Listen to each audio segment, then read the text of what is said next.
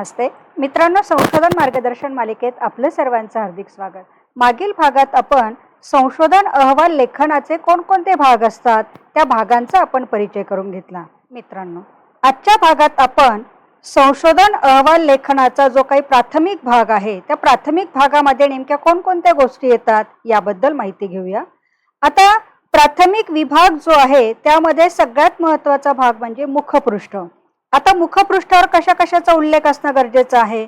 तुम्ही जो रिसर्च साठी विषय निवडलेला आहे तो विषय जो आहे म्हणजे त्याचं शीर्षक जे आहे ते सुरुवातीला आलं पाहिजे। आता इथे एक उदाहरण दाखल म्हणून दिलेलं आहे की दूरशिक्षणाद्वारे उच्च शिक्षण घेणाऱ्या विद्यार्थ्यांचे मानसिक स्वास्थ्य आणि निर्णय क्षमता यातील सहसंबंधाचा अभ्यास।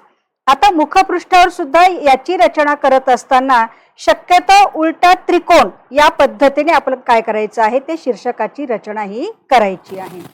त्याच्यानंतर तुम्ही तो सदर संशोधन विषय जो आहे तो कशासाठी सादर करत आहात, पीएचडी साठी सादर करत आहात की अजून एमएड साठी सादर करत आहात की अजून कशासाठी सादर करत आहात। तर त्या अनुषंगाने की आता इथे एक उदाहरण जसं दिलेलं आहे की एमए शिक्षणशास्त्र का ऑब्लिक त्याला पीएचडी दिलंय म्हणजे एमए शिक्षणशास्त्रामध्ये एमएड करत असाल तर त्याच्यासाठी असेल किंवा एमए एज्युकेशन जे आपण म्हणत असतो त्याच्यामध्ये सुद्धा आपल्याला रिसर्च वर्क सादर करावं लागतं।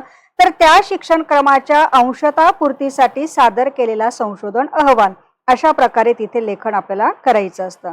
त्याच्यानंतर संशोधकाचं नाव, नंतर आपल्याला ज्यांनी मार्गदर्शन केलेलं आहे म्हणजे आपले पीएचडी गाईड असतील किंवा रिसर्च गाईड जे काही असतील त्यांचं नाव आपल्याला लिहायचं आहे आणि ज्या विद्यापीठासाठी किंवा ज्या संस्थेसाठी तुम्ही तो सादर करत आहात त्या संस्थेचं नाव। आता इथे मी कवयित्री बहिणाबाई चौधरी उत्तर महाराष्ट्र विद्यापीठ जळगाव आणि शैक्षणिक वर्ष जे आहे ते आपण काय करायचं आहे टाकायचं आहे। म्हणजे अशा पद्धतीची रचना जी आहे ही मुखपृष्ठावर असणं अतिशय गरजेचं आहे।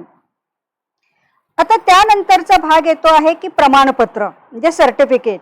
आता हे सर्टिफिकेट जे आहे हे मार्गदर्शक आपल्याला देत असतात तर त्याची रचना करत असताना की मार्गदर्शक जेव्हा लिहितात की प्रमाणित करण्यात येते की त्याच्यानंतर पुढे डॅश डॅश जे दिलेलं आहे तर तिथे काय असतं रिसर्चरचं नाव असतं आणि त्यांनी कुठल्या विषयावर संशोधन केलेलं आहे तर त्याच्या पुढचं जे डॅश डॅशची जी जागा दिलेली आहे तर त्या ठिकाणी आपण बघा की त्या विषयाचं नाव तिथे लिहायचं आहे। मग हा शोध प्रबंध असेल तर किंवा पीएचडीचा थेसिस वगैरे असेल तर तो समजा आता कवयित्री बहिणाबाई चौधरी उत्तर महाराष्ट्र विद्यापीठाच्या आजीवन अध्ययन व विस्तार विभागाद्वारे एमए शिक्षणशास्त्र ऑब्लिक पीएचडी शिक्षण क्रमाच्या अंशता पूर्तीसाठी संशोधन अहवाल सादर केला आहे।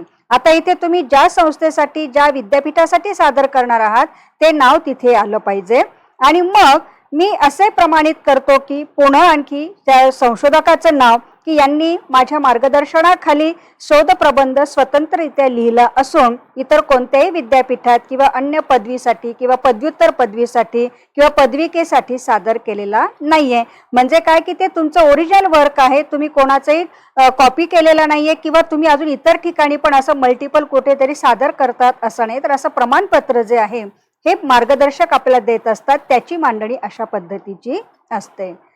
त्यानंतर येतं प्रतिज्ञापत्र।